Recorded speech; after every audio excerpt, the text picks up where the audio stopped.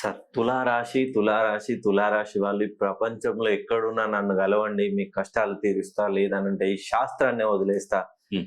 లేకపోతే మీ కష్టాలు తొలగిస్తా అని 100% మీరు అష్యూరెన్స్ ఇస్తున్నారు సార్. అవును, అవును. సార్, ఈ తులారాశి వాళ్ళు కటిక దరిద్రంలో హ్మ్. కారు చీకట్లన్నీ కమ్ముకుపోయి హ్మ్. ఇచ్చిన డబ్బులు తిరిగి రాలేక చిన్న చిన్న ఉద్యోగాలు చేసుకుంటూ, చిన్న చిన్న వ్యాపారాలు చేసుకుంటూ, వాళ్ళ కష్టాలు వాళ్ళు పడుతూ హ్మ్.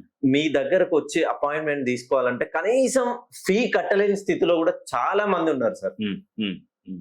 వాళ్ళు అటువంటి కటిక దరిద్రాన్ని అనుభవిస్తూ మీ దగ్గరికి ఫీ కట్టి వస్తే వాళ్ళ కష్టాలు తొలగిపోతాయా హ్మ్. అనేది ఎంతవరకు వాస్తవం సార్?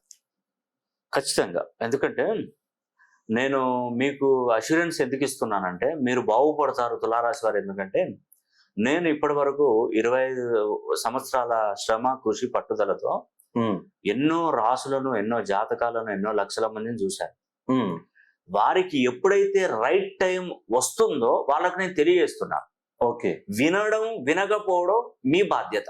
ఓకే, నేను ఒక కాడ ఒక చెట్టుకు మామిడి పళ్ళు కాసాయి, చాలా ఎక్కువగా ఉన్నాయి, మీరు వెళ్ళి తెంపుకోండి అయ్యా బాబు అంటే విన్న వాళ్ళు పోయి తెంపుకుంటారు, నమ్మని వాళ్ళు పోయి ఈయనకి మామిడి పళ్ళు ఆడెందుకు కాస్తాయి, ఆడెందుకు ఉంటాయని చెప్పేసి వాడు వెళ్ళిపోయారు అనుకోండి. ఉమ్, అక్కడ దెబ్బతింటారు. ఓకే, నమ్మిన వాళ్ళు బాగుపడతారు, నమ్మని వాళ్ళు అక్కడే ఉంటారు. ఉమ్, అంతే కదా. ఓకే, ఇప్పుడు పరిస్థితి కూడా అంతే. తులారాశి వారికి ఒక టైం వచ్చింది, మీరు బాగుపడతారు, మీరు బాగుపడండి అని నేను చెప్తే ఎవరు వింటారా వినరా అనేది మీ ఉద్దేశంతోనే, అంటే మీ ఆలోచన విధానంతోనే ఉంటారు.